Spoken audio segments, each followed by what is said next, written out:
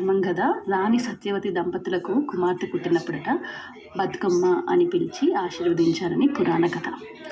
అదే కాకుండా మరో కథ ప్రకారం ఒక బాలిక గ్రామంలోని భూస్వాముల దుర్మార్గాలను తట్టుకోలేక ఆత్మహత్య చేసుకుంటుంది.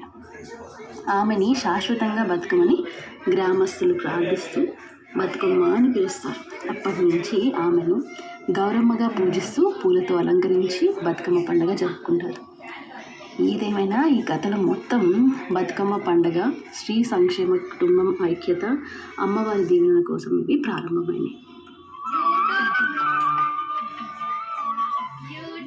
అలా బతుకమ్మలు పెట్టి చక్కగా రెడీ అయిపోయి వాటి చుట్టూ పాటలు పాడుతూ ఒక్కొక్క రోజు ఒక్కొక్క పువ్వు వేసేని సాంగ్ కానివ్వండి, లేకపోతే ఎన్నో పాటలు పాడుతూ మన కల్చర్ని గుర్తు చేసుకోవడమే ఎంత సంతోషంగా ఉంటుంది కదా.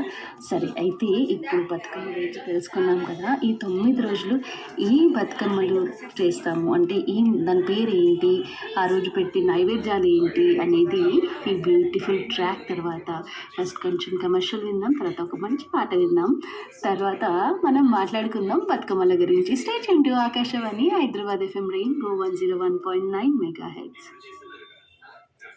సంతోషాన్ని చేసుకోండి మీ సొంతం, టెన్షన్కే పెట్టండి ఫుల్ స్టాప్. ఎల్ఐసి వారి జీవనంతో వచ్చే నవాలిక నాన్ స్టాప్.